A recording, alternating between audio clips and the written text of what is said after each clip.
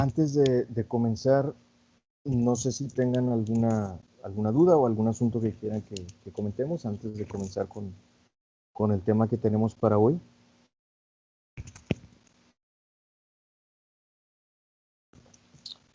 Algo relativo al FIA, por ejemplo, no sé, o a la evidencia, a los últimos trabajos, pues, ¿hay por allí alguna duda relacionada con esto?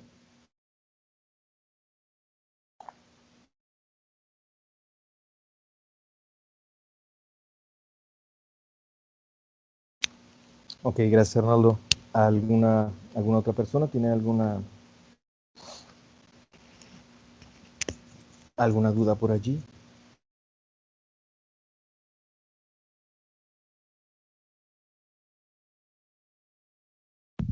Por el momento no. Ok, muy bien. Perfecto. Entonces vamos enseguida a escuchar a la persona que le corresponde exponer hoy, que es Brenda. ¿Sí? Brenda, Brenda, ¿sí tienes micrófono? Bueno, para empezar. No sé si se escuche. Sí, se escucha muy bien, Brenda. Excelente, excelente. Ok, Sí, bueno. perfecto, perfecto. Falta solamente Andrea. Ok, estamos casi todos, somos 9 personas. Muy bien. Déjenme ver.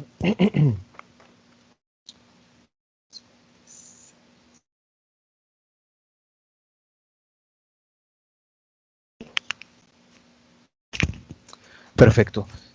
Si me permite, nada más voy a comenzar la grabación y enseguida le cedo la palabra a Brenda.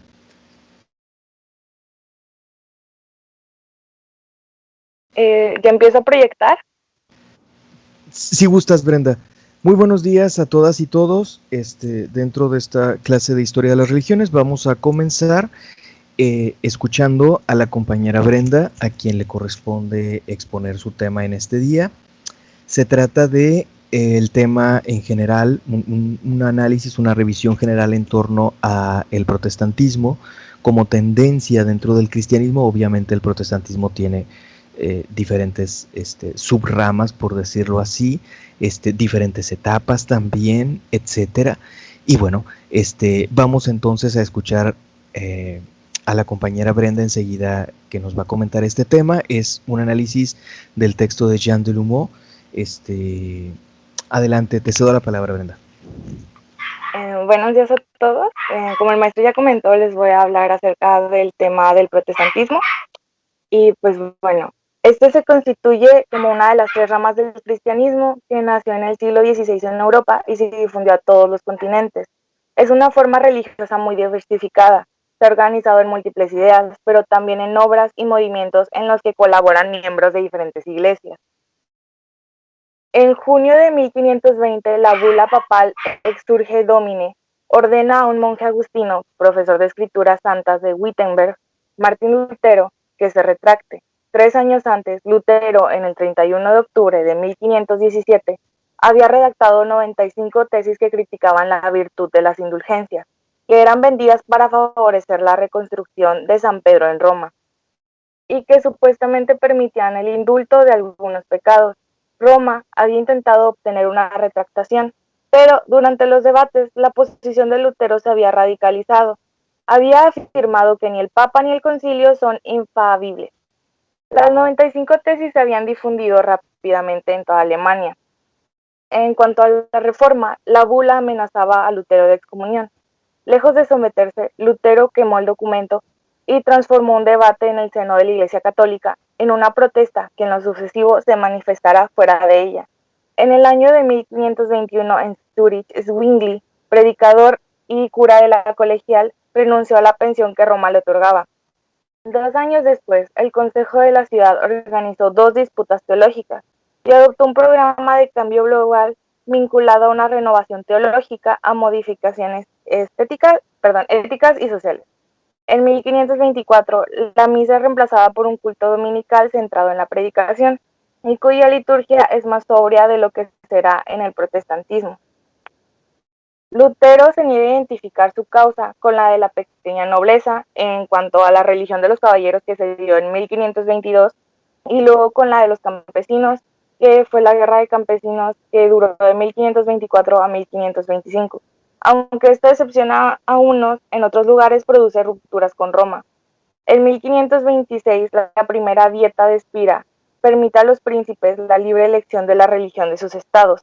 3 años más tarde, durante la segunda dieta de Spira, se cuestiona esta decisión. 5 príncipes y los representantes de 14 ciudades libres protestan. De ahí el nombre de protestantes dados a los partidarios de la reforma. Sometidos a una presión político-militar, los protestantes buscan un convenio doctrinal. En Marburgo se lleva a cabo un coloquio teológico en octubre de 1529. Se logra un convenio en 14 de los 15 puntos sometidos a discusión, pero subsiste un desacuerdo acerca del sacramento de la cena. Hay consenso respecto a la comunión bajo las dos especies y el rechazo a la doctrina católica de la transustanciación. Lutero y sus partidarios se aferran a la consustanciación, mientras que Zwingli y los suizos estiman que la cena es ante todo un memorial y que Cristo está presente simbólicamente en una doctrina sacramental. Desde el nacimiento del protestantismo comprobamos su pluralidad. Existen varios reformadores, se enfrentan varias convicciones, hay amplios puntos de vista comunes acerca de los fundamentos de la reforma, pero basta una sola divergencia para no lograr establecer una iglesia protestante única. El pluralismo eclesiástico es el fruto del rechazo de la jerarquía y el desplazamiento de la autoridad de la institución de la Biblia, a la Biblia. Lutero es el primero en haberse atrevido a la ruptura y es por consiguiente el padre fundador. Es un reformador, mas no es el jefe indiscutido de todos los protestantes. Y bueno, hablando un poco más de la situación en la que los diferentes países adaptaron o recibieron la reforma, en 1555 se rompe oficialmente la unidad confesional del Imperio Germánico. La reforma triunfó en los países escandinavos con un protestantismo moderado y el anglicanismo se impondrá con Isabel I de Inglaterra. La Iglesia de Occidente quedará en lo sucesivo dividida permanentemente. En cuanto a la Guerra de los 30 años, en la Paz de Augsburgo, que fue en 1555, se funda en la coexistencia del catolicismo y del protestantismo en el Imperio Romano Germánico, sobre la base de la unidad confesional de cada territorio.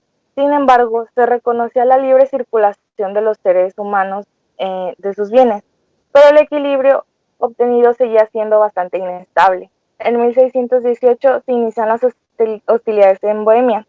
Los checos son vencidos con rapidez y en los años de 1620 los éxitos del emperador Fernando II amenazan gravemente el protestantismo.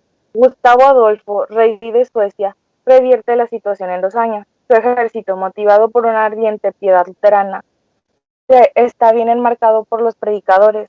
Sin embargo, la guerra continúa, pero los aspectos confesionales del conflicto se agregan a un combate por la hegemonía europea que enfrenta a los Habsburgo y a los Borbón. Estos últimos y sus aliados suecos toman definitivamente la delantera en los años de 1640.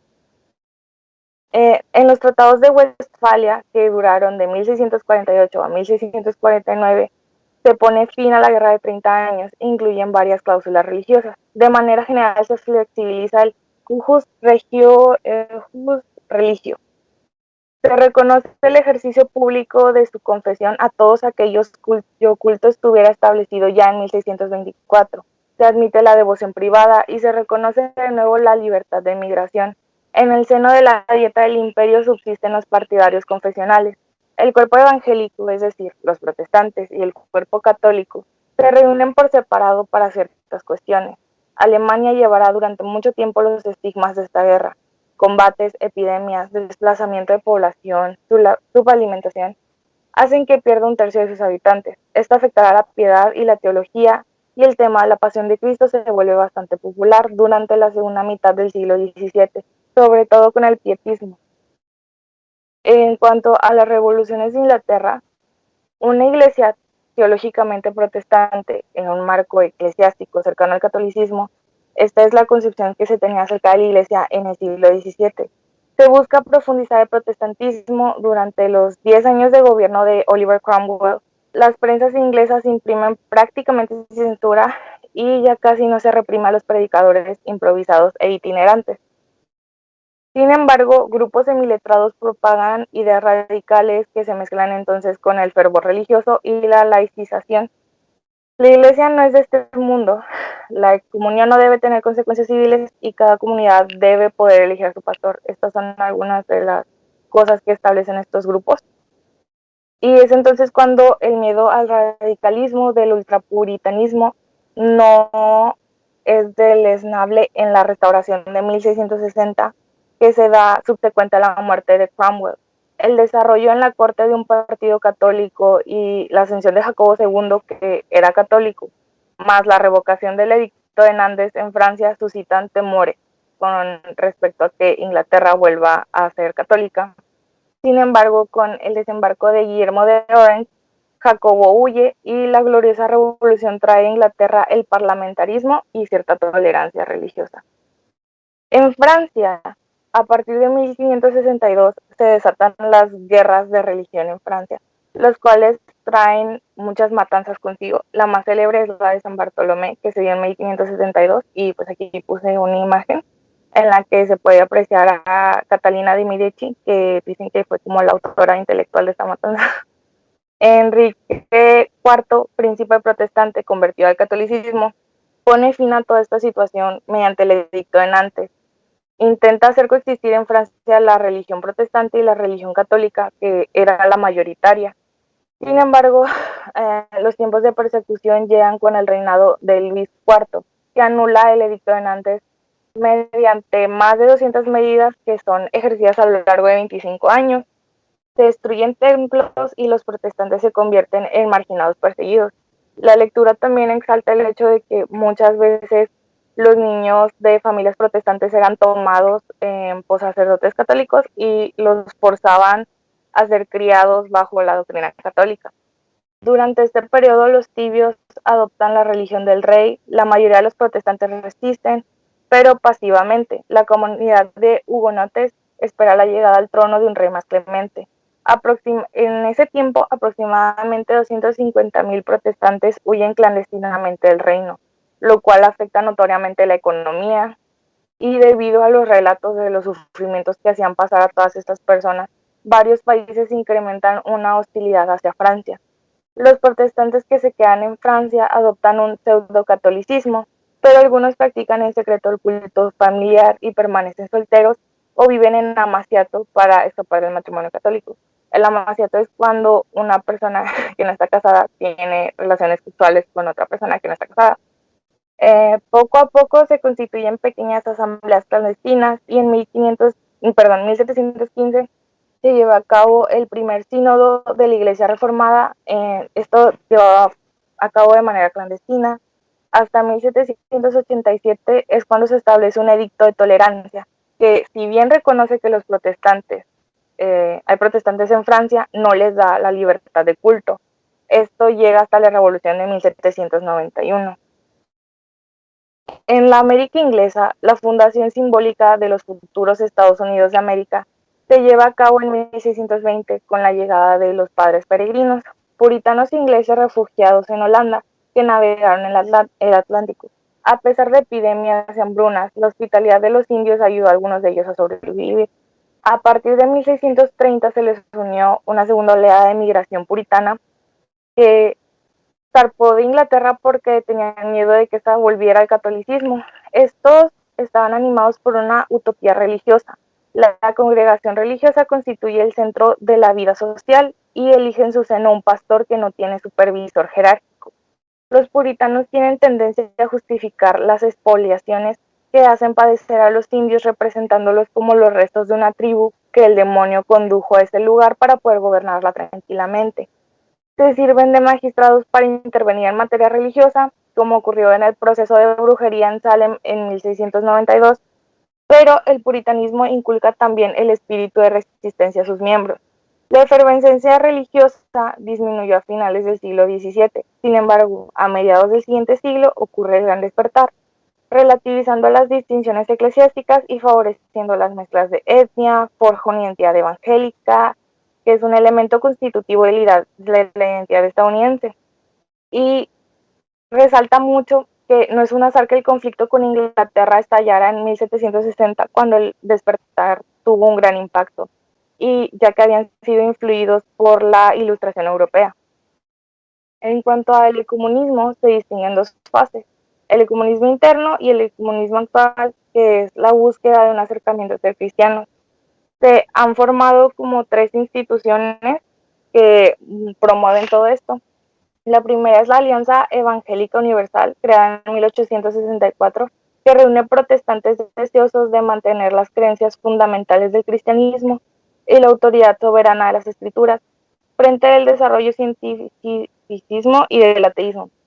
La segunda son las uniones cristianas de jóvenes.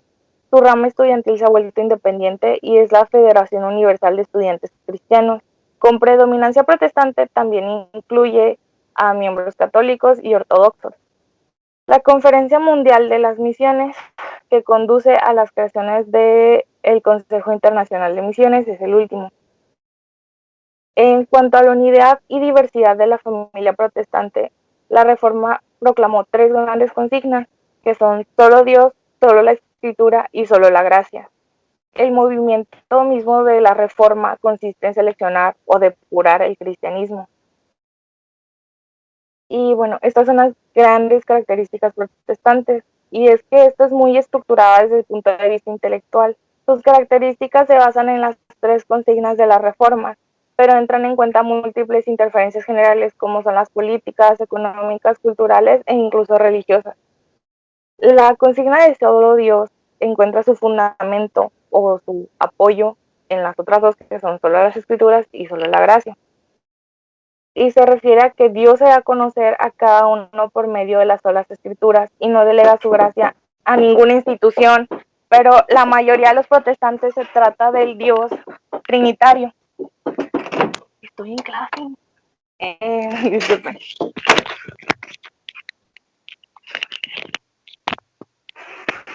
Disculpen, tuve una interferencia. Bueno, la función del pastor en el culto no es la misma que la del sacerdote durante la misa.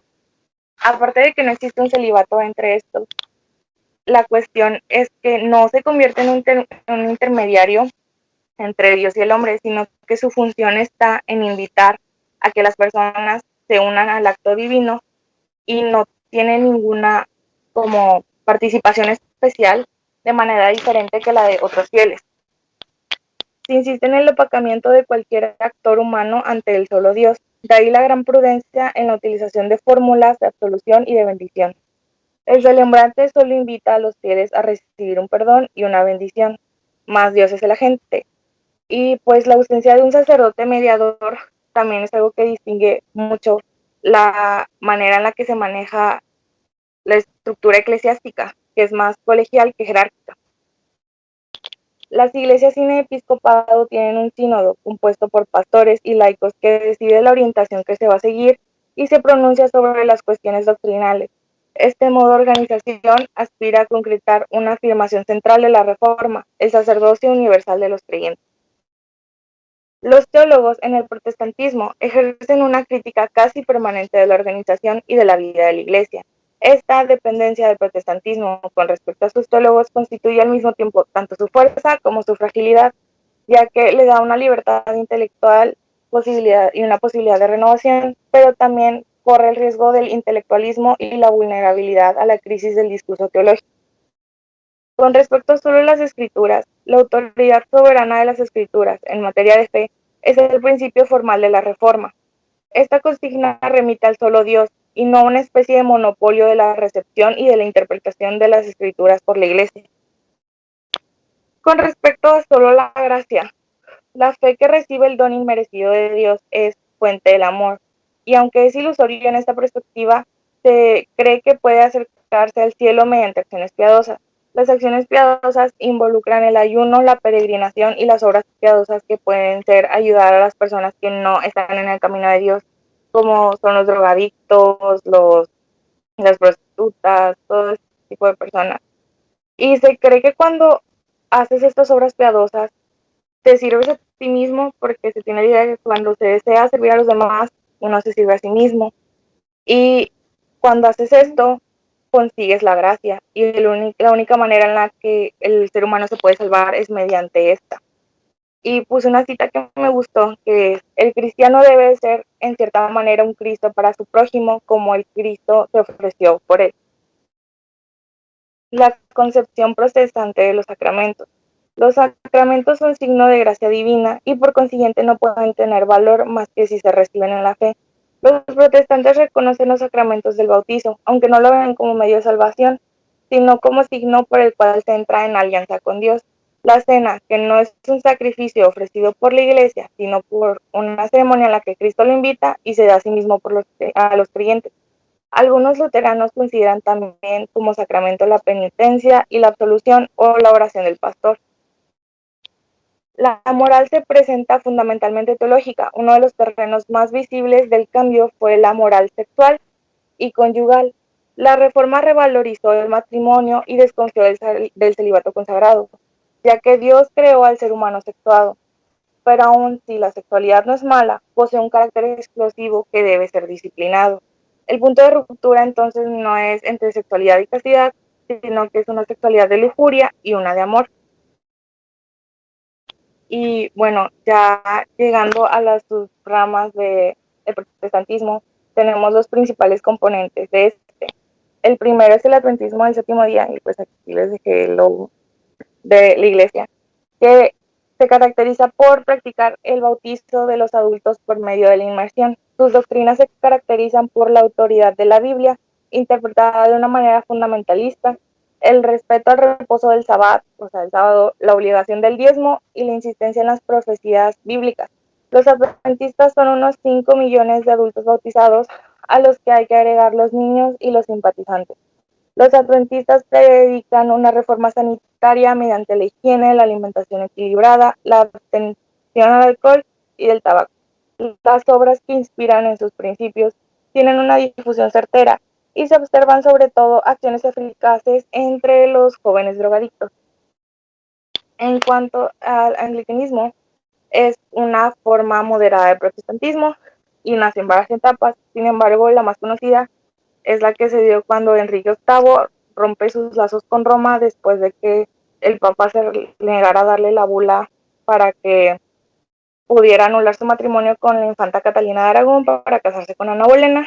Y pues Enrique firma el acta de supremacía en 1534, en el cual proclama al rey jefe supremo de la Iglesia de Inglaterra. Y bueno, aquí les dejé algunas fotos del trío amoroso. Durante el reinado de Eduardo VI, el anglicanismo se protestantiza muy fuertemente, merced a la influencia del reformador estrasburgués Martin Luther. Sin embargo, Isabel I modera esta evolución con el libro de plegarias de 1559 y el credo de 1571. Los 39 artículos que hizo ella todavía hoy son la plataforma de la Iglesia de Inglaterra. Se proclama que las escrituras son la autoridad única en materia de fe, el bautizo y las cenas son los únicos sacramentos y se anula el celibato eclesiástico. La orientación teológica es más bien calvinista, pero subsisten elementos católicos en la liturgia y se conserva el principio episcopal. En la Iglesia de Inglaterra pluralista incluye tres corrientes principales. La primera es la High Church o anglocatolicismo, que valora la tradición de la antigua Iglesia, insiste en la importancia del episcopado y la sucesión apostólica, defiende los ornamentos litúrgicos, así como las costumbres que acercan al anglicanismo al catolicismo. La vitalidad de la High Church procede en parte del movimiento de Oxford, iniciado por John Keble y John Newman antes de que se convirtiera al catolicismo. Después está la Low Church, que insiste en el hecho de que el anglicanismo surge de la Reforma, tiene una concepción más funcional del episcopado, desea una liturgia simple y austera y desconfía a menudo de las tentativas del acercamiento con Roma. Es teológicamente evangélica e insiste en la autoridad de la Biblia. La Broad Church defiende asimismo una concepción protestante del ministerio, pero representa más bien una dependencia liberal que a partir del siglo XIX ha acogido ampliamente los métodos científicos y críticos de exégesis bíblica. Después está el Ejército de Salvación, que si bien no es una iglesia, sí es una institución que invita a las personas a que se pongan en contacto con las iglesias protestantes de su elección, la que le parezca mejor. Y fue creada por el pastor William Booth tras una campaña de evangelización en los barrios miserables del este londinense. Es fundamentalista y su objetivo es primero la lucha contra las calamidades sociales como son la pobreza, el alcoholismo, la prostitución y drogas. Se preocupa por los abandonados y de los descarriados. Intenta ofrecerles un mínimo material, la dignidad moral y luego ponerlos ante la elección del Evangelio. La progresión en la acción es lo que simboliza la consigna sopa, jabón, salvación y tiene presencia en 83 países. El bautismo. Las iglesias bautistas se basan en una concepción del bautizo que lo vincula a la profesión personal de la fe. Un bautizado es, en esta perspectiva, un adulto que se convirtió a Jesucristo, lo cual suele darse por inmersión. El fundador de la primera asamblea bautista es el inglés John Smith.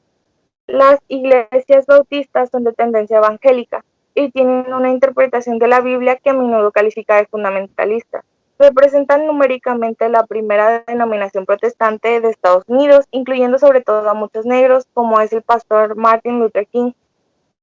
Las iglesias bautistas son iglesias protestantes de tipo congregacionista.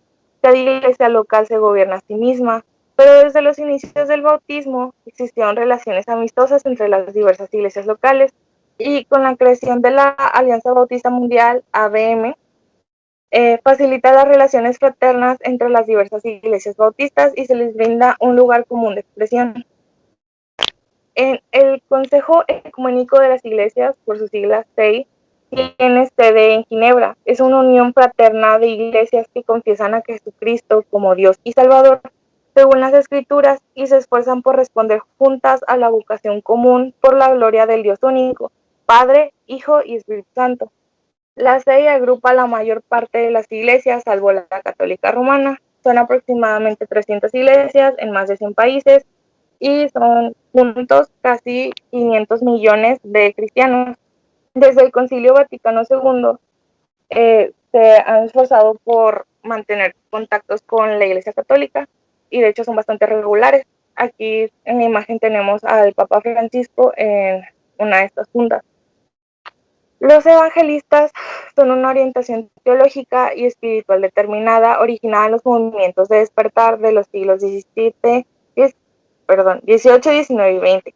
Tienen la preocupación de mantener una fe cristiana íntegra, subrayando la infalibilidad de los textos bíblicos, de los que algunos hacen una lectura literal. Un componente pietista insiste en la necesidad de la conversión y de la profesión personal de la fe. Uno de sus componentes carismáticos pone en relieve los dones del Espíritu Santo. Todos suelen tener un ardor evangelizador y algunas veces un cierto dinamismo social. Se oponen al laxismo moral, son hostiles por principio a cualquier régimen clerical y tienen una concepción muy protestante del ministerio pastoral, llegando algunos hasta rechazarlos. Se oponen al liberalismo o tienen reservas al respecto. Designa una dependencia teológica que se reconoce en algunos principios fundamentales, como la relativización de las formulaciones doctrinales, la desconfianza respecto de la institución eclesiástica y sus pretensiones normativas, la apertura a la cultura y a la investigación de puntos de anclaje en los conocimientos profanos, el recibimiento positivo de la crítica bíblica y el privilegio atribuido al sentimiento religioso y a las consecuencias morales de la fe. En el luteranismo, sus doctrinas centrales son las que constituyen las grandes afirmaciones del protestantismo, como son la autoridad soberana de la Biblia, justificación por la fe, el sacerdocio universal de los creyentes. El texto simbólico más importante del luteranismo fue escrito por Philip Melanchthon, que es la Confesión de Augsburgo. La gran mayoría de sus iglesias están agrupadas en la Federación Luterana Mundial y sus creyentes se cuentan cerca de 70 millones. El menonismo, el término viene en sí de Menno Simons, que fue un sacerdote holandés que abrazó la reforma y reagrupó grupos radicales. Rechazaba cualquier tipo de juramento y deseaban retirarse del mundo. Son parte del movimiento anabaptista. La mayor parte de los menonistas se agruparon en comunidades agrícolas en los países en los que fueron poco a poco tolerados. A menudo su autodisciplina les ha permitido ser prósperos y son en muchos casos militantes pacifistas activos. Y bueno, este fue un libro que encontré cuando buscaba imágenes de ellos, que se llama Nuestro legado, el movimiento anabaptista y los hermanos menonitas. En el metodismo, este fue fundado por John Wesley, quien, deseando promover la religión del corazón, insistió en la necesidad de pasar por la experiencia de la conversión y de demostrar un nuevo nacimiento mediante una progresiva santificación. Se caracteriza por una organización en la que la célula base es la clase, que reúne a unas 15 personas. Pretendió conservar el régimen episcopal, lo que provocó disidencias en su seno. Fue muy activo en Estados Unidos y se cuentan alrededor de 40 millones. El pentecostalismo, su intención es mantener creencias tradicionales, al mismo tiempo que toma en cuenta, a su manera, la nueva mentalidad científica. Merced al bautizo del Espíritu, Dios otorga visiblemente esta perspectiva. Lo que prometió en la Biblia, dones, un poder que sana a los enfermos, libera de demonios y transforma la vida de la gente. Las asambleas pentecostales son muy autónomas, las unas en relación con las otras. De ahí que haya una gran abundancia de iglesias para el público general y que a veces los cristianos y personas en general los califiquen de sectas. Según las asambleas, se asiste a una gran efervescencia o a una dosificación entre la libertad del espíritu que puede expresarse en cada fiel y un cierto mantenimiento de la función del pastor que impide que esta efervescencia vaya demasiado lejos. La referencia al texto bíblico, que a menudo es interpretada de manera fundamentalista, permite también canalizar y hacer inteligible la glosolía o hablar en lenguas, los milagros, las curaciones y de manera general las manifestaciones de origen carismático. Se ha desarrollado fuertemente en diversas regiones del mundo, como es en Corea y en particular en América Latina. Sus partidarios pretenden ser artesanos de una nueva reforma. Puede reproducir valores de la sociedad dominante de forma muy conservadora y se estima que sus creyentes son como 70 millones. El presbiterianismo representa una creencia originada en el reformador Juan Calvino.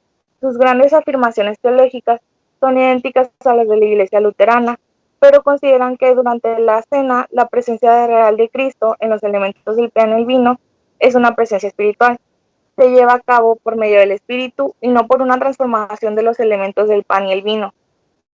El calvinismo se distingue por una insistencia en la gloria de Dios, que se tradujo en los siglos XVI por la doctrina de la predestinación, de que cada ser humano desde toda la eternidad a la salvación o a la condenación.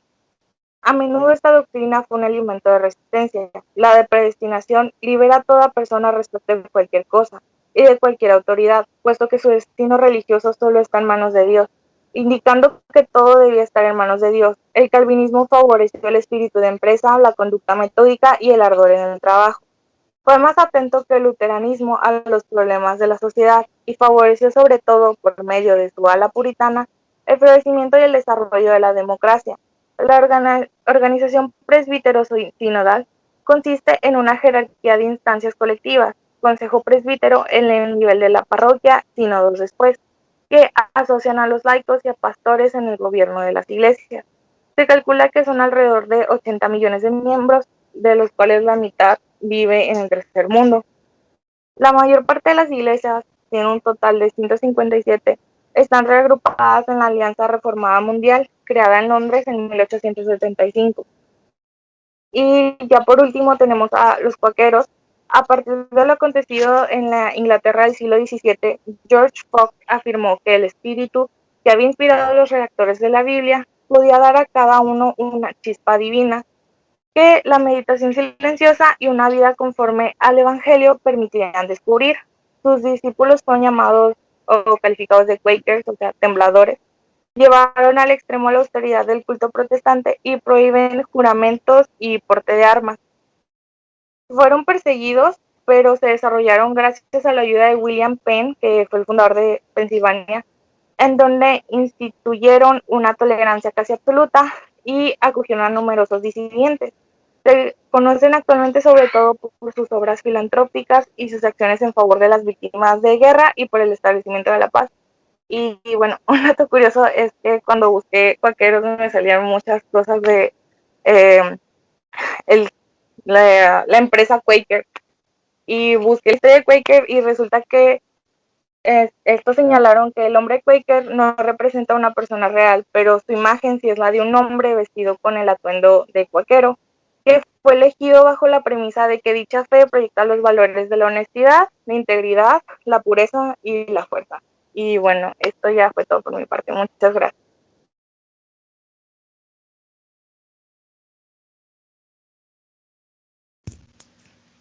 Gracias a ti, Brenda.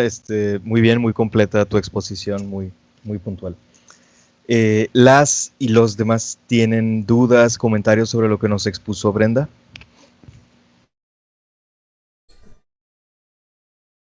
Bueno, sí, tengo un pequeño comentario, sobre todo esta parte lo del Quaker, que de hecho de ahí la marca de tanto de cereales como de avena, pues viene precisamente de ahí, Quaker precisamente.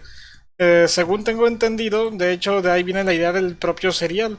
En un comento o algo así, como que quien estaba al mando tenía la idea de que como que la carne era pecaminosa o algo así, y decidió que quería crear un alimento que fuera exclusivamente, o sea, que se pudiera hacer fácilmente y que no tuviera que ver nada con carne. Y de ahí surgió la idea del cereal. Así es, hay dos, no tengo claro cuál fue primero y cuál fue después, pero hay dos raíces, podemos decir, de los cereales comunes y de las grandes compañías que nosotros conocemos. Uno es la tradición cuáquera, que la vemos concretizada en los cereales Quaker. Otro es Kellogg's. Kellogg's nació en Battle Creek, en Michigan, y ese lugar era un centro fundamental, o se convirtió en un centro fundamental de la iglesia adventista, de los fundadores de la iglesia adventista, incluyendo, pues sí, a los primeritos fundadores, y que fue en la segunda mitad del siglo XIX. Y ahí nació, derivado de esto, de la tradición, vaya, del énfasis puesto por la tradición adventista en asuntos de dieta, porque como lo mencionó hace rato Brenda, son muy rigurosos en asuntos de dieta. Quizá retoman algunas tradiciones judías, por ejemplo el sábado, ¿no? También estos asuntos de dieta. No todos, o sea, no estoy diciendo que sean iguales que las normas kosher, que las normas de dieta de los judíos, pero tienen ciertas normas, son muy estrictos hacia el alcohol, son muy estrictos hacia alimentos que puedan perjudicar la salud, son muy estrictos, etcétera, hacia ciertas cosas, ¿no? Y de ahí se derivó que naciera en ahí en Battle Creek, que es donde está su matriz, la empresa Kellogg's, ¿no? Tan conocida por todos. Y pues bueno, así es la cosa. Entonces, cosas tan cotidianas, ¿no? Se derivan de estas tradiciones religiosas, efectivamente, tanto de la de los cuáqueros, los cereales Quaker, obviamente, como de la adventista, toda la gama de cereales Kellogg's, ¿no? Bueno, y tiene que ver con sus normativas en cuanto a dietas, buscar alimentaciones sanas, alimentaciones más naturales, cosas de ese tipo, ¿no? Es lo que originariamente pretendían, ¿sí? Claro, al convertirse ya en grandes compañías, pues le fueron poniendo cada vez más azúcar y qué sé yo, o sea, cosas no necesariamente muy sanas, ¿no? Pero si nosotros pensamos en lo que le llamamos el cereal Kellogg's del solo, ¿no? Como lo decimos popularmente, el cereal tradicional, pues no es otra cosa más que hojuelas de maíz ahí tostadas o algo por el estilo. O sea, es muy simple su proceso y de hecho es bastante inocuo, bastante sano, hasta donde sé, no sé, corríjanme si me equivoco. Ya si ponemos azucaritas, bueno, pues tiene azúcar hasta la fregada y sí, etcétera, etcétera, ¿no? De ahí para el real todo lo que ustedes quieran. Pero el original es bastante sano. Lo mismo en el caso de Quaker, ¿no? Aunque que es avena, en el caso de Quaker creo que es cereal de avena, si no me equivoco. ¿Algún otro comentario, duda en particular, compañeros, compañeras?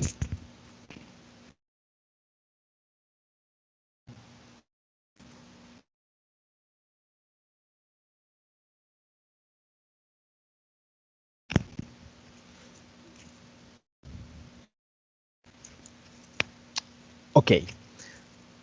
Bueno, supongo que no haya alguna duda o comentario más en especial en torno a lo que nos expuso Brenda. Bueno, quizás podríamos mencionar otra cosa y es justamente algo que le había preguntado hace Adelante. unos días, esto de que en un cierto momento el protestantismo acusó a los católicos incluso de paganos por la veneración de imágenes y así. Sin embargo, me pareció curioso que la situación no se diera a la inversa, que también los católicos acusaran en su manera, de alguna forma, a los protestantes. Sí, sí, sí. Lo que sucede es que, en mi opinión, tiene que ver esta diferencia en cuanto a las acusaciones, tiene que ver con la maleabilidad y la cuestión ¿cómo decirlo? Como de sincretismos, ¿no? De influencias de otras tradiciones, etcétera. El catolicismo está lleno de sincretismos. O sea, pensemos en ¿qué les gusta? La Virgen de Guadalupe, acabar pronto. Pues es obviamente un culto que tiene elementos sincréticos. ¿A quién se le rendía culto en el Tepeyac? A la diosa Coatlicuetonantzin, etcétera, etcétera. O sea, hay estos elementos sincréticos, ¿no? En algún pasaje, Fray Bernardino de Sahagún dice que el culto a la Virgen de Guadalupe a él le parece malévolo, tiene suspicacias contra él. En su Historia General de las Cosas de la Nueva España lo dice el padre Sahagún a fines del siglo XVI, porque dice, pues ¿cómo es posible que no vayan a cualquier otro santuario para venerar a la Virgen María? Hay un chorro. Ah, no, tienen que venir aquí. ¿Por qué? Pues porque lo que están haciendo es sordeadamente, simuladamente, seguir adorando a su cochina diosa pagana Tonantzin y picándonos los ojos a nosotros, haciéndonos creer que están venerando a la Madre de Dios cuando en realidad están adorando a su diosa, y entonces esto es invención satánica, dice el padre Sahagún, Fray Bernardino de Sahagún, por ahí de 1580, en este texto, Historia General de las Cosas de la Nueva España, por ahí en un pasaje lo dice. Y es interesante, o sea, porque lo que está haciendo es una acusación en contra del sincretismo, viéndolo como algo negativo, como algo, o cuando menos como algo peligroso, ¿no? Pero el punto es que desde sus orígenes el catolicismo pues ha estado lleno de muchos sincretismos, ¿no? El hecho, por ejemplo, de que el Papa se le denominara desde el siglo IV Pontífice Máximo, ¿no? Pues ¿de quién era de dónde salió el título de Pontífice Máximo? Pues de los sacerdotes romanos. ¿Y quién usaba ese título? El emperador, hacia el final de la época romana. El hecho de que se les llame sacerdotes también es un título romano, es una palabra romana. Muchos elementos de la tradición católica abrevaron de la tradición romana, de la tradición egipcia, de la tradición, el culto a Isis y Horus se sincretizó con el culto a María y Jesús. Por ejemplo, muchas cosas. Eso no quiere decir, digo, no estoy yo con esto diciendo, sí, el catolicismo es paganismo. Simplemente fue una tradición. Los judíos también tuvieron un chorro de influencia de los egipcios y de los mesopotámicos. Eso es innegable. Comparemos con textos o tradiciones egipcias, la confesión negativa del Código del Libro de los Muertos, con el Código de Hammurabi, con la epopeya de Gilgamesh. Comparemos con estas cosas y nos daremos cuenta, los judíos recibiendo influencia de los cochinos paganos. Pues sí, así fue. O sea, en fin, bueno, pues el catolicismo también lo hizo. Y debido a su ampliación, a su expansión, a su relación con otras culturas, etcétera, etcétera, pues estas influencias fueron más evidentes. Lo vemos en las imágenes religiosas, lo vemos en los santos, sobre todo santos sincréticos. Hay santos que son sincréticos tradicionales. Por ejemplo, San Jorge, ¿sí? San Jorge, que procede de una tradición antigua. Si ustedes se fijan, la representación de San Jorge está combatiendo un dragón. ¿Cuándo pasó eso exactamente? Es una leyenda de origen precristiano, por cierto. Y así hay otras figuras. Tenemos, no sé, la figura de Santa, ¿cómo se llama? Santa, se me fue el nombre. Santa Brígida, no me acuerdo cómo se llama, por allá en la zona celta, entre Irlanda e Inglaterra, y así hay otras figuras. Muchas. Hay una figura curiosa, llamada Santa Librada, que según una tradición católica su cráneo está aquí en la iglesia de la Luz, de Nuestra Señora de la Luz, aquí en el centro. no sé si ubica en la Iglesia de la Luz. Ahí está supuestamente un cráneo que se supone que es de ella, de Santa Liberada. Pero Santa Liberada es una mezcla de leyendas bien extraña y una serie de figuras que supuestamente fueron ese personaje, Santa Liberada. Fíjense, se le representa tradicionalmente como una mujer barbuda, crucificada. ¿Sí? Mujer barbuda, crucificada. Porque ella era una mujer muy bella, supuestamente, de la época romana. La leyenda dice que ella era una mujer muy bella de la época romana, que su papá creó, no sé quién, la quería casar a la fuerza y ella era muy casta, ¿no? Ella quería mantenerse virgen, no quería estar con un hombre. Entonces, finalmente, debido a su rebeldía, fue crucificada, pero ella se había hecho fea a través de que le saliera barba, o sea, se masculinizó, digamos. Dios le dio ese don para que no la deseara su pareja, ¿no? Su esposo, etc. Es una leyenda curiosa que se cree que es una mala interpretación acerca de representaciones de Jesús en la cruz. O sea, finalmente esa mujer barbuda era Jesús, nomás que unos lo interpretaron como mujer y se inventaron una leyenda extraña ahí. Bueno, el punto es entonces que el catolicismo tiene muchas tradiciones de las que ha tomado, abrevado, mezclado, combinado, y donde se manifiesta esto de manera quizá mucho más clara es en la cuestión de las imágenes y de los santos, ¿sí? Entonces, el protestantismo, especialmente el calvinista, porque Lutero no era tan estricto, tan crítico en esto, pero Calvino sí lo era más. Calvino era más iconoclasta, o sea, estaba en contra de las imágenes, estaba en contra de los santos. La tradición calvinista sí se volvió más rigurosa en ese sentido. ¿A qué apelaba Calvino? Insisto, Lutero no era tan estricto en esto, porque la iglesia luterana tiene santos y tiene imágenes, o sea, dentro del protestantismo hay toda la gama, como la iglesia anglicana, que también tiene santos y tiene imágenes. Pero la tradición calvinista fue una tradición más estricta en ese sentido, más rigurosa. ¿Y en qué se basaba? Pues bueno, obviamente se basaba o pretendía basarse pues en tradiciones bíblicas más estrictas. Dios le prohibió a los judíos el segundo mandamiento original, tener imágenes, etcétera, etcétera, ¿no? Rendirle culto a las imágenes, toda esta serie de cosas. Y de hecho los calvinistas en Holanda, por ejemplo, en los Países Bajos, en las rebeliones que hubo ahí en contra de del dominio español, como en otros territorios, los calvinistas se lanzaban a la destrucción de imágenes, o sea, hubo tendencias iconoclastas como tal en estas zonas, y ahí hubo entonces una mayor rigurosidad en ese sentido. Entonces, dado que estas tradiciones protestantes rigurosas o rigoristas pretenden dos cosas: apegarse al cristianismo primitivo, ¿sí? Es lo que pretenden, y apegarse a la Biblia, ¿no? Estrictamente. Entonces, eso es lo que pretenden. Mientras que la tradición católica reconoce, valga la redundancia, que tiene una tradición más amplia, más maleable. O sea, sí, la Biblia, sí, etcétera, pero también hay lo que en la tradición católica se le llama, y vuelvo a disculparme por la redundancia, simplemente la tradición o el magisterio vivo de la iglesia, así se le llama, o sea, las enseñanzas. Entonces ahí están muchas cosas, ¿no? De tradiciones doctrinales, que es, digamos, tradición oral. Y como lo vivimos en su momento, lo tenían los judíos, lo tenían los fariseos. Cosas que decían, esto lo dijo y lo enseñó Moisés. Pues sí, pero ¿por qué fregado no lo escribió? Pues no lo escribió, pero lo dijo y lo enseñó Moisés.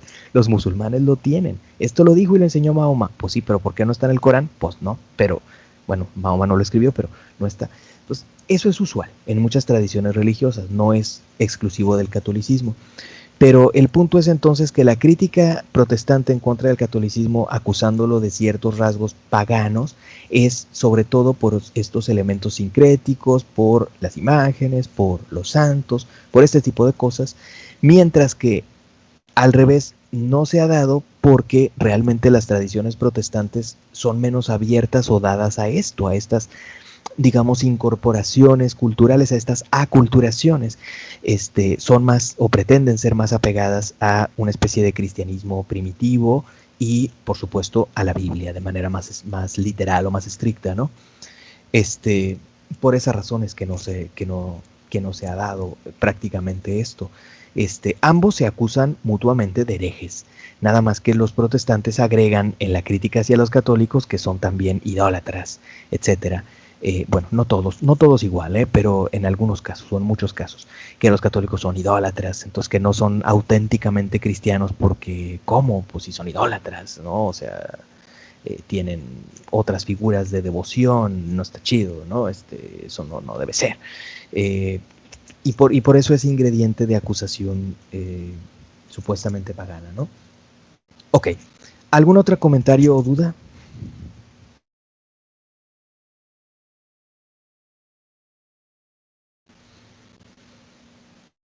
Bien, vamos a continuar con lo que estuvimos comentando la sesión pasada, algunas generalidades en cuanto al cristianismo. Vamos a tratar de retomar algunas cuestiones generales que nos comentó la clase pasada Carlos y algunas cuestiones que nos comentó hoy Brenda. Vamos un poco atrasados en esta recapitulación, trataré de ser rápido en ello, pero creo que hay algunos puntos que es importante destacar. La clase pasada, si no me equivoco, nos quedamos comentando por allí un poquito acerca de ¿qué fue? Acerca de las diversas hermenéuticas o exégesis que los primeros cristianos hicieron de la escritura. Si no me equivoco, fue ese el último punto que estaba por allí comentando. Ya desde los primeros teólogos, nada más para complementar esta idea, ya desde los primeros teólogos del cristianismo plantearon que la escritura, el Antiguo Testamento, ¿no? La escritura originaria, el Antiguo Testamento, tiene diferentes sentidos hermenéuticos o exegéticos, o sea, diferentes apunta hacia diferentes finalidades, ¿no? Y en tal sentido se puede interpretar pues de diferentes formas, o se debe interpretar de diferentes formas. Esto lo sistematizó posteriormente San Agustín, pero ya desde los primeros teólogos lo planteaban. Los textos sagrados tienen cuando menos 4 grandes sentidos y por ende 4 posibilidades o líneas interpretativas. Primero, el sentido literal, o sea, cuando hay que interpretarlo de manera literal. Lo que dice es al pie de la letra y punto. Por ejemplo, interpretan de ese modo narrativas históricas, porque como sabemos en la Biblia también hay narrativas históricas, ¿no? En los libros de Reyes, de Jueces, de Samuel, etc. Ok, ese es un primer sentido, el literal. Segundo sentido, alegórico. ¿Qué quiere decir esto? Que lo que dice pues es de manera simbólica, metafórica, dice tal cosa, pero quiere decir otra, etc. O sea, hay una cuestión ahí simbólica, alegórica, metafórica, como le quieran llamar. Entre paréntesis, para ejemplificar esto, hay un texto, ustedes quizá lo conozcan algunos o todos, en el Antiguo Testamento que se llama el Cantar de los Cantares. Es un texto poético, pero es un texto de poesía erótica, de cierto erotismo sagrado. Habla de una pareja que hay cortejo, que hay deseo en esa pareja. Hay erotismo sagrado en este texto, ¿no? Sin embargo, ya desde los judíos, pero sobre todo los cristianos, esto lo interpretaron porque el erotismo sagrado lo dejaron totalmente de lado. O sea, hay culturas antiguas, otra vez a propósito del paganismo, que practicaban el erotismo sagrado, que tenían orgías como parte de sus rituales, etc.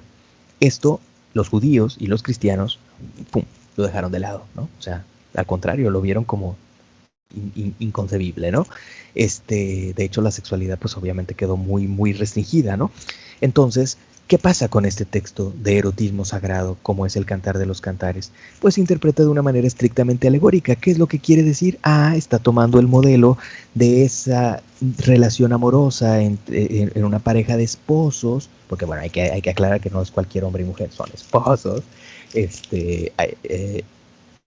como símbolo de la relación de Dios con su pueblo, o para el cristianismo de Dios con la iglesia. Porque el pueblo de Dios para el cristianismo se amplía, ya no es solo el pueblo de Israel, sino es la iglesia, toda la comunidad de cristianos, de bautizados. En fin, eso es un ejemplo de ese sentido alegórico, ¿no? Siguiente sentido, el moral. Primer sentido fue literal, segundo sentido el alegórico, tercer sentido el moral. ¿Qué implica esto del sentido moral?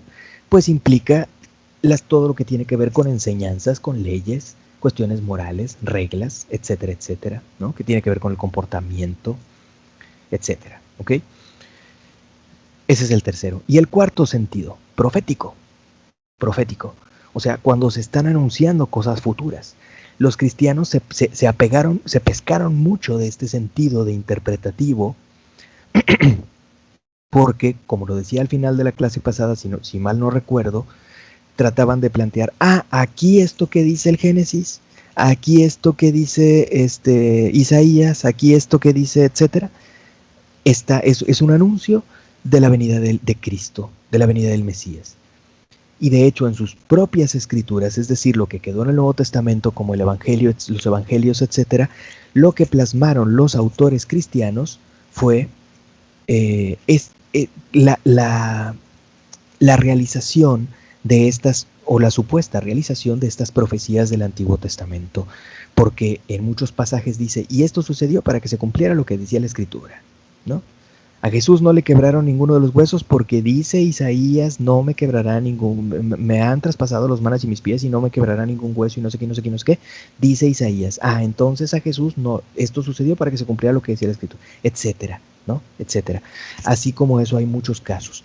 Entonces, bueno, retomando, los cristianos le dieron sistematicidad a esta diversidad de posibilidades interpretativas o exegéticas del Antiguo Testamento que pues ya tenían los judíos, ¿no?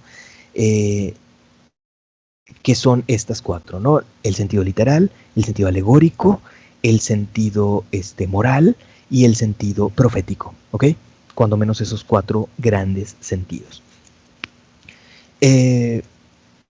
Ok, ¿qué pasó con la escritura de los cristianos? Pues bueno, hasta donde sabemos, más o menos durante la segunda mitad del siglo I después de Cristo, o sea, entre cosa del año 50 y cosa del año 100, más o menos, durante esa segunda mitad del siglo I, los cristianos estuvieron poniendo por escrito pues sus tradiciones, ¿no?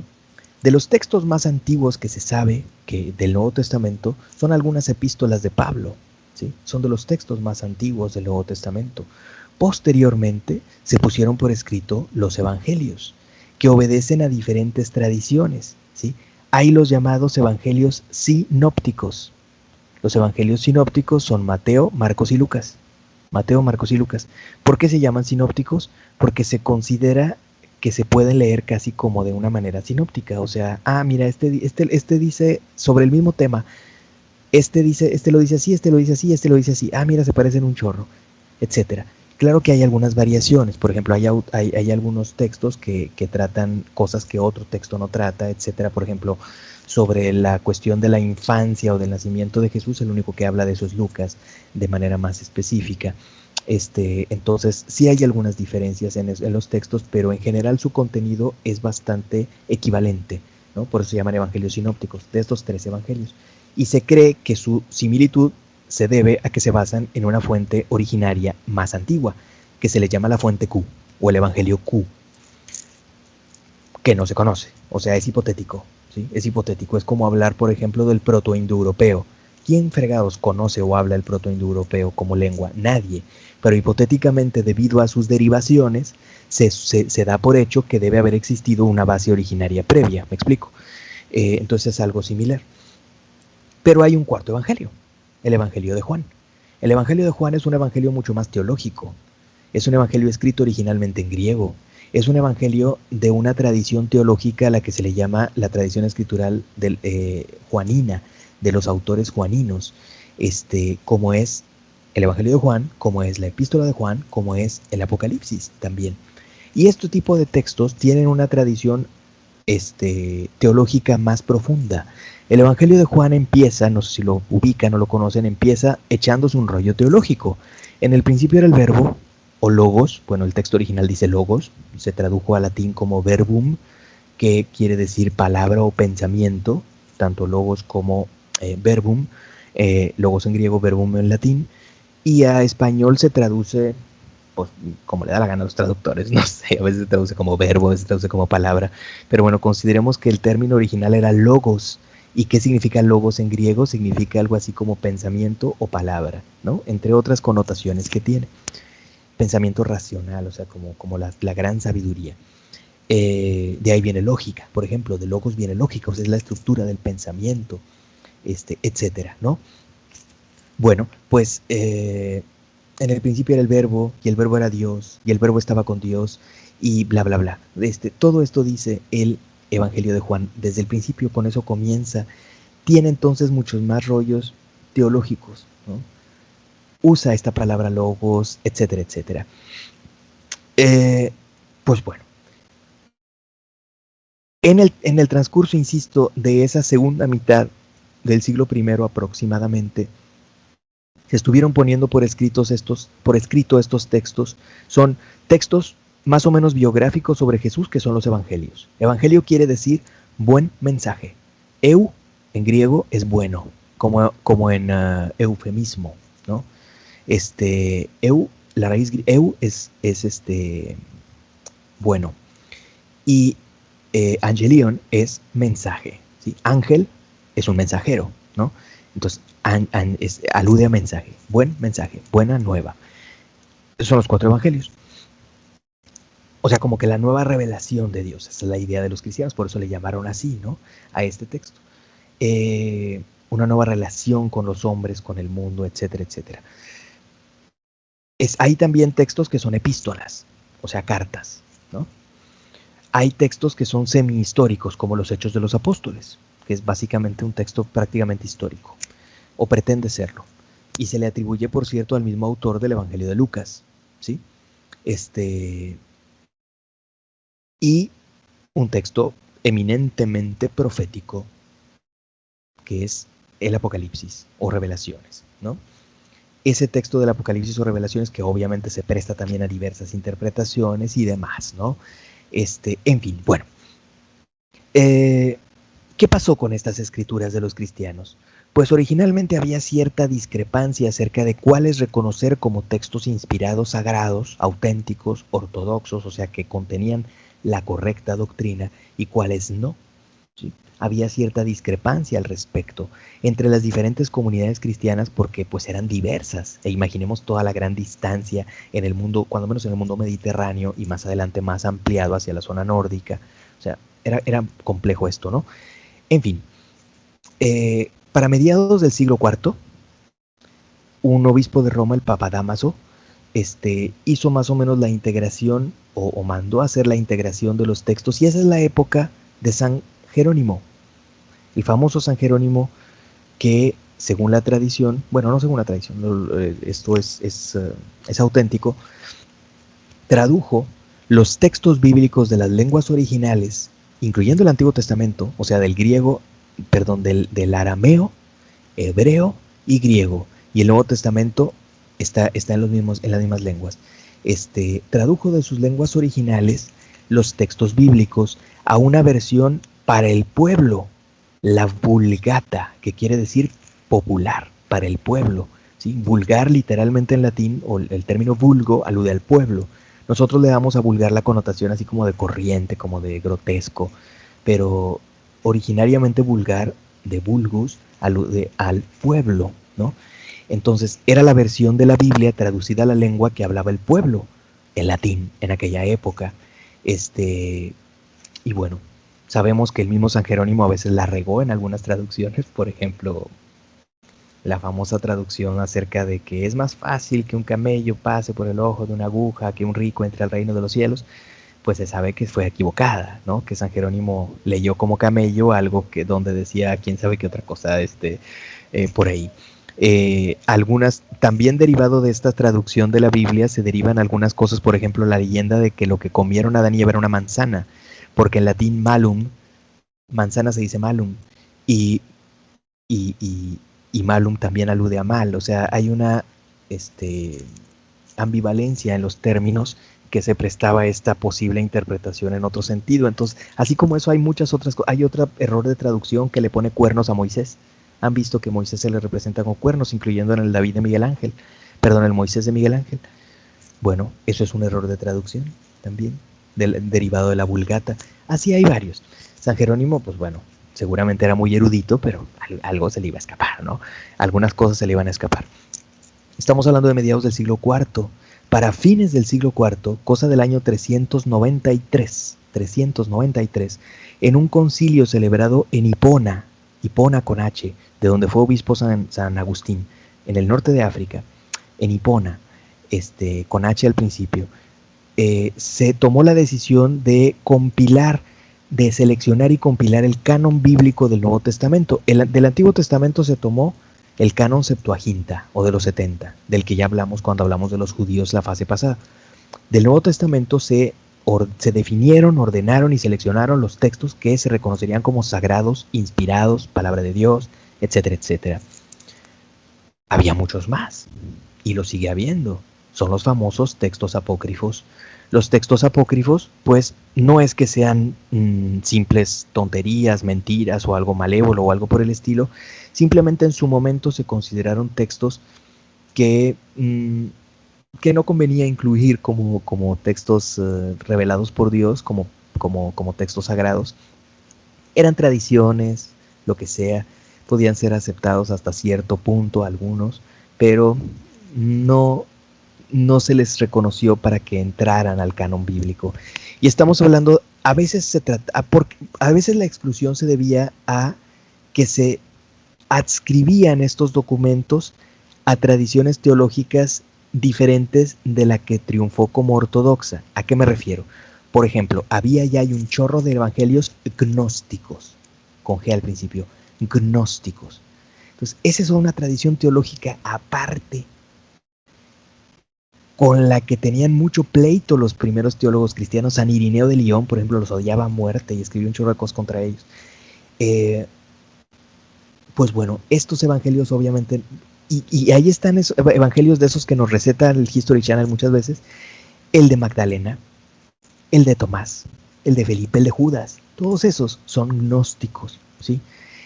Corresponden a tradiciones teológicas que acabaron por ser excluidas, consideradas heréticas, etcétera, ¿no?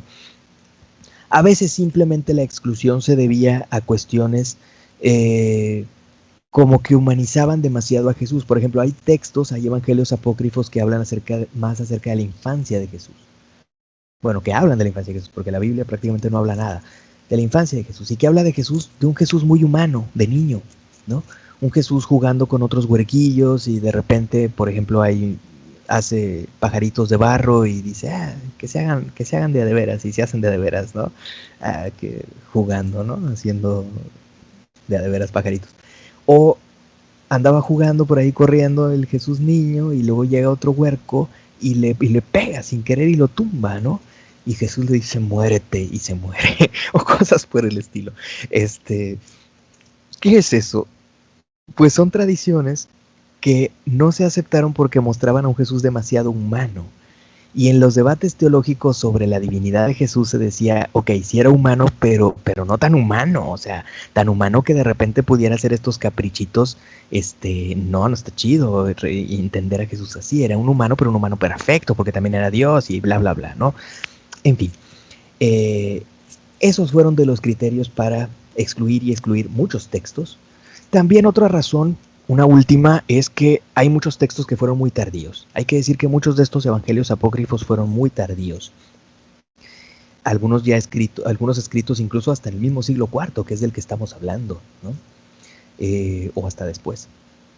Pero claro, bajo pseudoepigrafías. ¿Qué quiere decir esto de pseudoepigrafías? Pues que se le atribuían a autores famosos, digamos. O sea, sacar un texto en el siglo IV y decir, lo escribió San Felipe Apóstol. Ok, chido, ¿no? Lo escribiste en el siglo IV, güey, pero estás diciendo que lo escribió San Felipe Apóstol. Entonces, eso es una pseudoepigrafía. Pero tampoco nos vayamos tan lejos. Mucho de lo que está en el Nuevo Testamento también es pseudoepigráfico. Porque, por ejemplo, lo dije con respecto al Evangelio de Juan, es muy poco probable que lo haya escrito Juan Apóstol.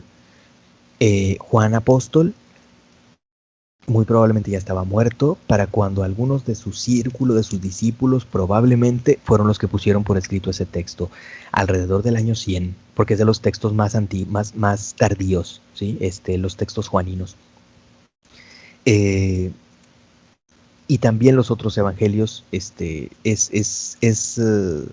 cuestionable si lo haya escrito algunos de estos autores, porque fueron escritos de manera tardía. Varias epístolas atribuidas a a Pablo pasa lo mismo. O sea, hay algunas de los que prácticamente no hay duda que sí las haya escrito Pablo, pero son algunas.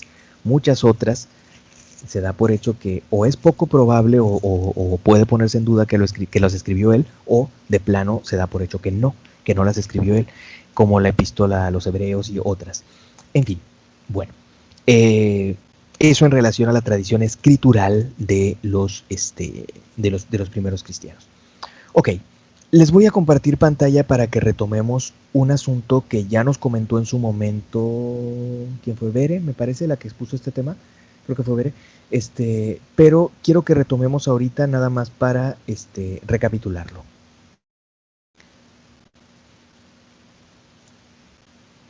Sí están viendo ya mi pantalla, perdónenme. ¿Sí? Ok, gracias. Recuérdame cómo le hago para que esto quede en pantalla completa. ¿Sí hay manera? Sí, veo. ¿Dónde está la opción? A ver.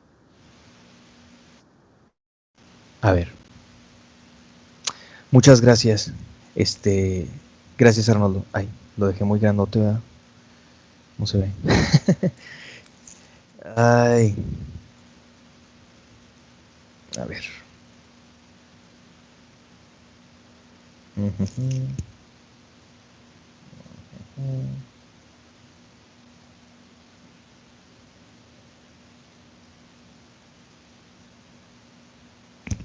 Bueno, perdón por mis aquí torpezas con esto, pero bueno, espero que se pueda apreciar. Lo que nos muestra este esquema que nos presenta Mircea Eliade en el texto es un esquema acerca de cómo se fueron dando las divisiones teológicas, cristológicas, o sea, en relación a la concepción de Jesucristo en el cristianismo primitivo. Vayamos siguiendo más o menos cómo nos muestra este esquema. Estamos hablando de la figura de Jesucristo, ¿sí? Se le podía concebir como divino o como humano, o como ni divino ni humano, ¿sí? Como divino, había una rama que lo consideraba como solamente divino. Esta era la tradición del docetismo o los docetistas. Podemos decir, bueno, ¿y eso cómo? O sea, ¿cómo lo planteaban? Pues lo que decían los docetistas, la esencia de esta doctrina es que Jesús era divino y solo humano en apariencia, o sea, solo aparentemente humano. Su cuerpo, su humanidad, solo eran aparentes. Entonces, realmente era pues solo divino, ¿no? En el otro polo tenemos a la humanidad de Jesucristo, ¿no? Y existió una rama que lo consideraba como solamente humano. Estos eran los ebionitas o el ebionismo. Esta rama de los ebionitas que consideraba a Jesús como solamente humano, obviamente era la que lo planteaba, pues digamos que solo como un profeta, algo similar, guardada la proporción a como lo interpretó posteriormente pues el Islam, por ejemplo, ¿no? Solamente como un gran profeta, un gran maestro, etcétera. Esta era la tradición de los ebionitas. Pero también existe la tradición que lo considera como no solamente divino ni solamente humano, sino como ambas cosas, ¿no? Divino, o puede ser que lo considere como divino y humano. Pues bueno, de aquí se derivan una serie de tradiciones que lo consideran como divino y humano a la vez, ¿sí? Existe la tradición que mezcla, existe la tradición que separa su naturaleza humana y divina, o de alguna manera que plantea que Jesús como que nació humano y llegó a ser Dios, o llegó a adquirir ese estatus, esa naturaleza, esa transfiguración divina, pero nació humano, ¿no?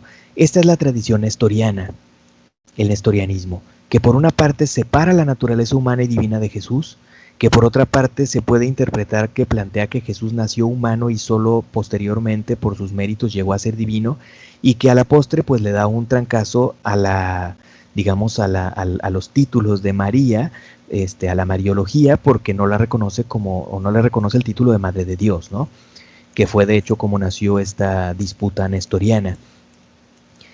A esta tradición, tanto a la nestoriana y en su forma más extrema la ebionita, es a lo que le llama cristología pobre el autor.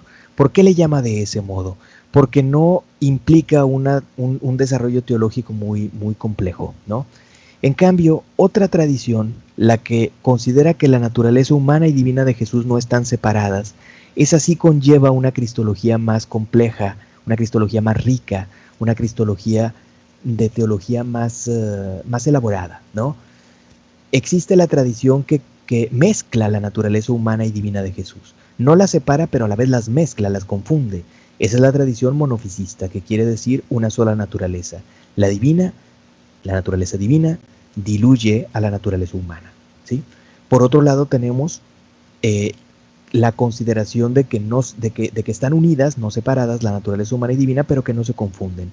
Esto es lo que triunfó en la ortodoxia cristiana, en la tradición católica, ortodoxa, luterana, anglicana, calvinista, casi todas las denominaciones protestantes. Esta es la tradición que reconocen. Jesús es humano y es divino, sus naturalezas no están separadas, pero a la vez tampoco están confundidas, sino que tienen una distinción, diferenciación, es completamente humano y completamente divino, ¿sí? Por otro lado, tenemos otra tradición teológica que tampoco reconoce que Jesús sea solamente divino o solamente humano, pero en este caso niega ambas cosas, no es divino ni es humano. Es una especie de postura alterna. Podemos señalar dos posturas alternas aquí, ¿sí?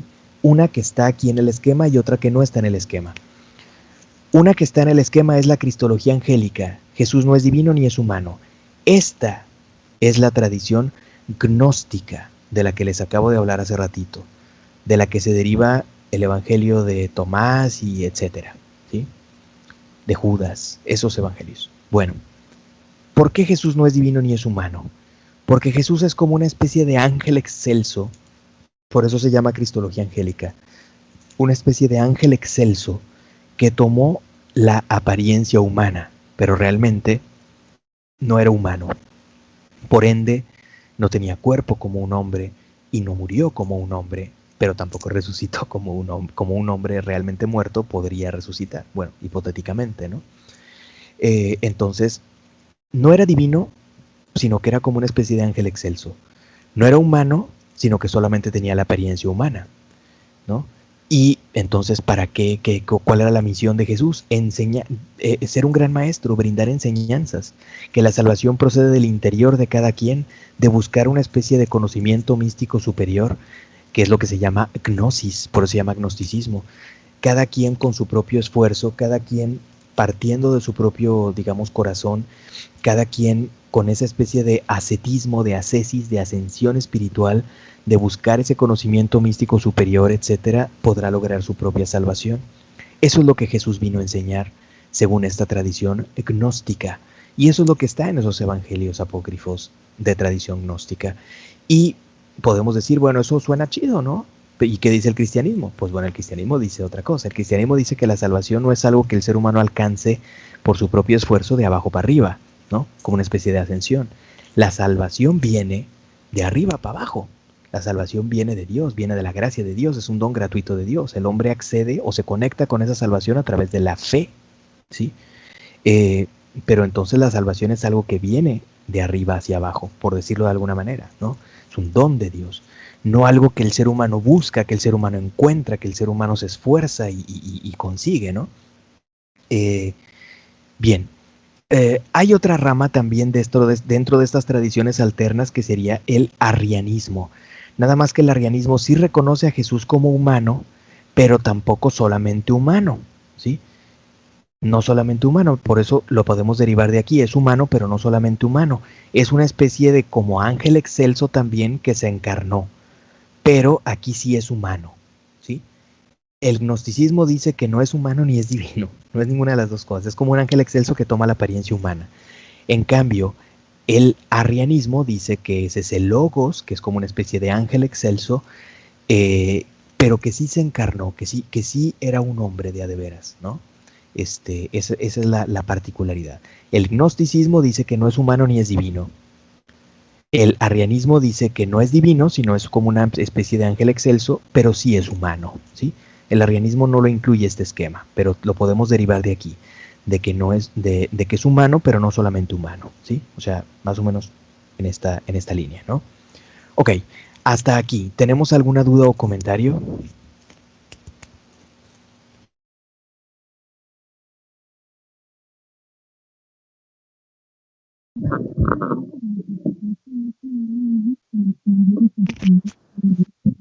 Perdóname, no se escucha bien, perdóname, no sé quién está hablando, pero... Yo, espere. Es que hace adelante, tiempo leí acerca de que el padre de Jesús podría haber sido un soldado romano. No sé qué me puede decir sobre esto. Buen punto, Bere. La verdad es que no conozco ese planteamiento, no conozco sobre ese planteamiento. Es quizá pues una posibilidad. Obviamente la propia Biblia no habla mucho al respecto. José es una figura poco mencionada en la Biblia, en los evangelios. Y después súbitamente desaparece. La tradición da por hecho que debe haberse muerto, pero súbitamente desaparece, no se le vuelve a mencionar. Entonces, ¿qué onda con él? Pues quién sabe. La tradición siempre representa a José como un viejito. ¿Saben por qué? Simplemente por dos razones. Una, para justificar que haya podido ser casto, ¿no? Por eso, es una de las razones. Porque pues se supone que tiene que haber sido casto, haberse aguantado de jamás ponerle un dedo encima a María, ¿no? Porque María, eso pues para que María pudiera ser siempre virgen también, como lo empezaron a defender algunos teólogos cristianos, entre ellos San Jerónimo, que defendía capa y espada en el siglo IV, que María había sido siempre virgen, antes, durante y después del parto, como dice la tradición, o sea, en fin. Pero la otra razón por la que a José se le representa como viejito es porque pues se murió supuestamente antes de que Jesús llegara a ser adulto, ¿no? Antes de que Jesús llegara a su ministerio. Tiene que haberse muerto José, ¿no? Pero lo cierto es que es una figura de la que se habla muy poco en la Biblia y por esa razón entonces pues se puede prestar a diferentes interpretaciones. Entonces pues sin duda es una posibilidad, pero desconozco esa hipótesis y qué bases pueda tener, ¿no? En fin. Bueno, vamos a comentar solamente por último un último asunto dentro de esta lectura para ya no volver a esto. Falta retomar algunos aspectos de lo que nos comentó Carlos y de lo que nos comentó Brenda, de lo que nos comentaron Carlos y Brenda. Algunos aspectos trataré de ser breve, lo retomaremos la próxima clase, además de escuchar a Andrea. Pero para ya no volver a esto, quiero nada más que comentemos este punto. Así como existieron debates y discrepancias en torno a Jesucristo, si era divino, si era humano de verdad, si no, etcétera, etcétera, etcétera, lo que mencioné hace un momento, también existieron debates o controversias en torno al alma. Y esos debates o controversias en torno al alma fueron más o menos los siguientes.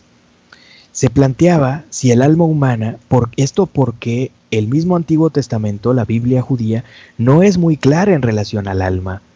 No lo es, de hecho.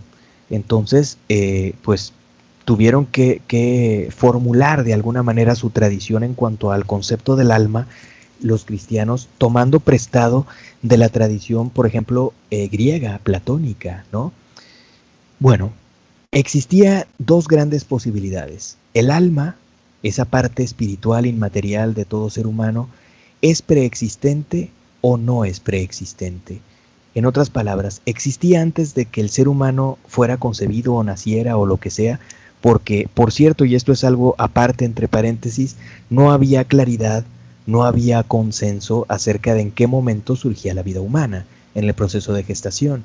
Había quienes decían que surgía hasta N mes, por ejemplo, el cuarto mes. que ya adquiría forma humana el feto, antes no, porque no tenía forma humana clara, cosas por el estilo.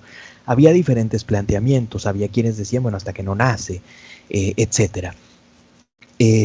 No había claridad al respecto. En realidad la idea de que el ser humano de que el ser humano surge en el instante de la concepción, como lo plantean hoy en día la tradición católica y de manera quizá todavía mucho más férrea las tradiciones protestantes.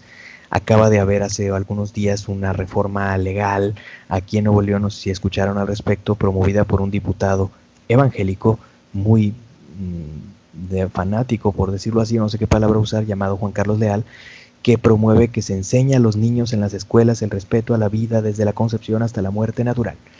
Es un énfasis que insiste en contra de cualquier posibilidad u opción relacionada con el aborto. Pero, bueno, en fin. Esto es algo relativamente reciente, del siglo XIX para acá, que se planteara de manera contundente que la vida surge con la concepción. O sea, ¿qué es la concepción? Supuestamente la unión del óvulo y el espermatozoide, ¿sí? Eso es el instante supuesto de la concepción. Ahí surge la vida humana. Y pues bueno, esto tiene que ver con se mezcla con algunas tradiciones un poco curiosas, como la tradición de los homúnculos. No sé si han escuchado esto. Cuando nació la química moderna y los primeros microscopios, hubo a quienes se les ocurrió observar cosas en microscopio, entre ellas el semen, y vieron los espermatozoides, y se imaginaron que los espermatozoides eran hombrecitos chiquititos, que les llamaron homúnculos, hombrecitos chiquitos. Y esos hombrecitos chiquitos, pues eran obviamente la base de la reproducción, ¿no? Claro, no sé cómo carajos explicaban el hecho de que se murieran tantos, porque obvio que solo llega a ser uno, ¿no? Pero bueno, en fin, eso, o sea, como que ya estaba ahí el hombrecito entero, nomás faltaba que se desarrollara. No sé qué papel jugaría la mujer, supongo que ninguno, simplemente ser como tierra fértil. Pero esta concepción, obviamente equivocada, ni los espermatozoides son un hombrecito chiquito, ni las mujeres son digamos, solamente tierra fértil en la reproducción. Era algo que se creía mucho y en parte alimentó esta idea de que con la concepción ya hay ahí vida. Es más, en el propio semen ya hay ahí vida desde esa perspectiva. Pero bueno, en fin. También por eso no puede derramarse, ¿no? Lo que se llama el onanismo, ¿no? No puede derramarse. En fin, bueno, existía pues la tradición de que el alma es preexistente o no preexistente.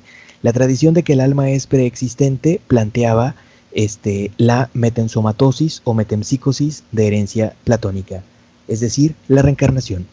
Metensomatosis o metempsicosis, aquí están las palabras estas raras más abajo, metensomatosis o metempsicosis,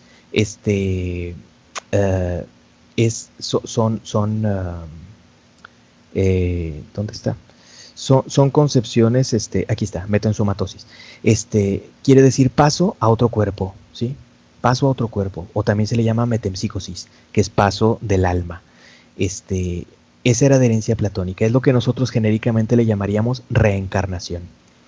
Pero existía también otra tradición que hablaba del alma preexistente. Esta era la origenista, Orígenes, ¿sí? Orígenes.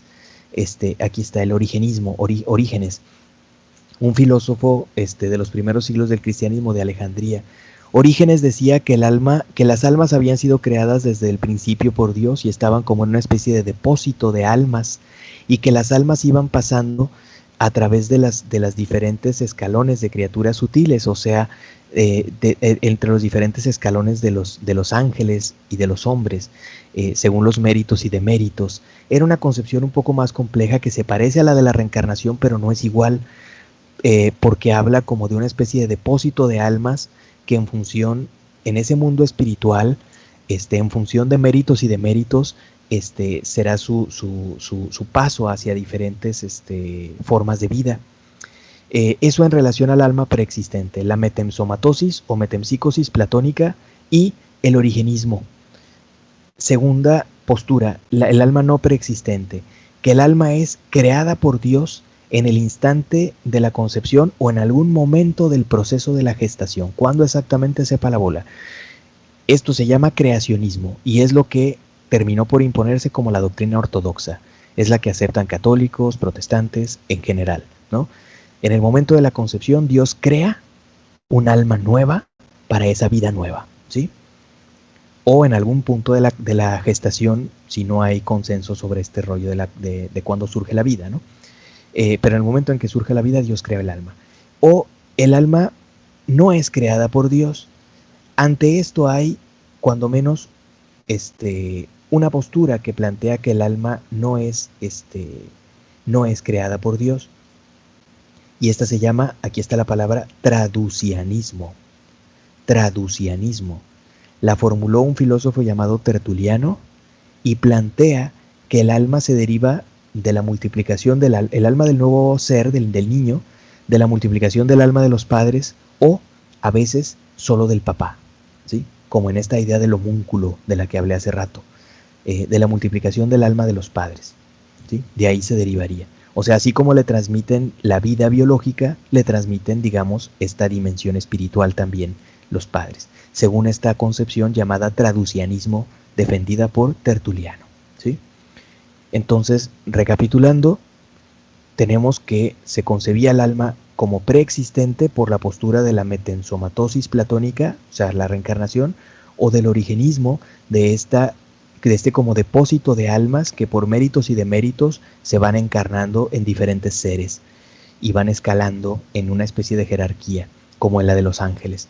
Y la otra postura, el alma no preexistente, que es creada por Dios en el momento del surgimiento de la vida, que es lo que se impuso como doctrina ortodoxa, o que no es creada por Dios, sino que procede de alguna otra parte, principalmente se planteó que de los padres, es lo que dice el traducianismo de Tertuliano. Ok, perdón, ya nos extendimos demasiado, ahí concluimos por hoy. Nos veríamos la próxima clase con la exposición de Andrea. Si queda por ahí en el tintero alguna duda, por favor la comentamos la próxima clase, compañeros y compañeras. Nos vemos, cuídense, hasta luego. Gracias, igual.